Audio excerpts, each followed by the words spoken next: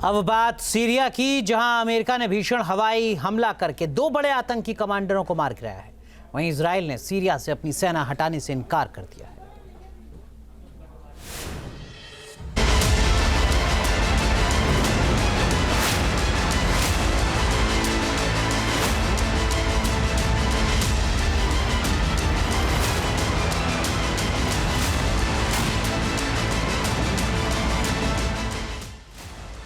Syria में America का इंतकाम, air strike से मचाया कोहराम।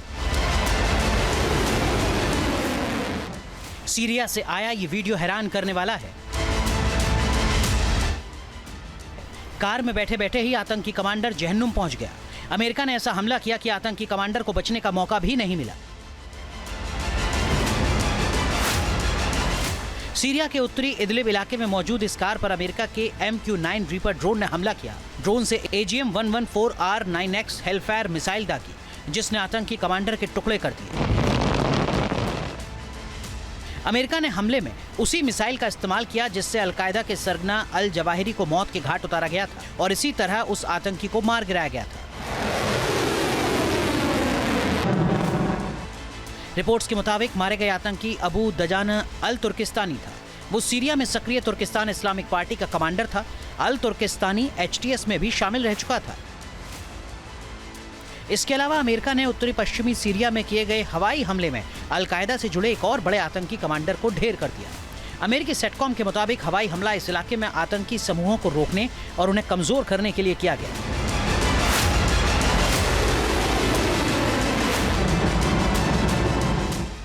एयर स्ट्राइक में आतंकी मोहम्मद सलाह अल जबीर की मौत हो गई। ये हुर्रास अल दीन नामक संगठन से जुड़ा था और ग्रुप अलकायदा का सहयोगी संगठन है। अमेरिका ने यह एयर स्ट्राइक उस वक्त की है जब सीरिया से असद शासन को उखाड़ फेंकने वाले विद्रोही गुट HTS के कमांडर अहमद अल शरा उर्फ मोहम्मद जुलानी को सीरिया का कार्यवाहक राष्ट्रपति नियुक्त किया गया है। अमेरिका ने साफ चेतावनी दी है कि वो सीरिया में ISIS और अलकायदा आतंकियों को पनपने नहीं देगा, उनके खिलाफ हमले जारी रखेगा।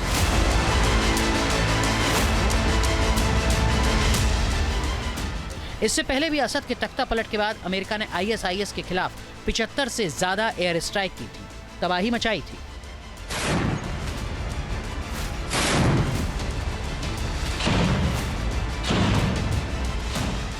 हालांकि खबरें हैं कि सीरिया से ट्रंप अपनी सेना वापस बुला सकते हैं, लेकिन अमेरिका ने जिस तरह एयर स्ट्राइक करके आतंकियों को मारा है, उससे साफ है कि अमेरिका सीरिया में अपना दबदबा कायम रखेगा। इधर इजराइल ने भी साफ कर दिया है कि वो सीरिया के बफर जोन से फिलहाल अपनी सेना नहीं हटाएगा।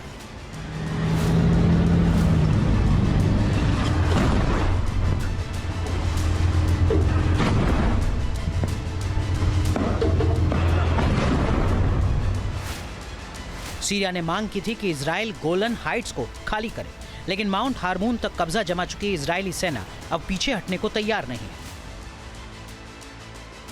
अमेरिका ने एक एयर स्ट्राइक में सीरिया में उइगर मुसलमानों के कमांडर तुर्किस्तानी को मार गिराया है। ये वही है जिसने हयात तहरीर अल शाम यानी कि HTS के कमांडर गोलानी के साथ मिलकर बशर अल असद का तख्ता पलट किया था।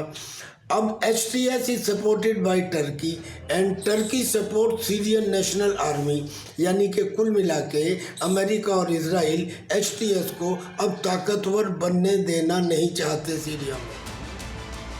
सीरिया में फिलहाल हालात भयावह हैं। हर तरफ अलग अलग विद्रोही गुटों में जंग छिड़ी है।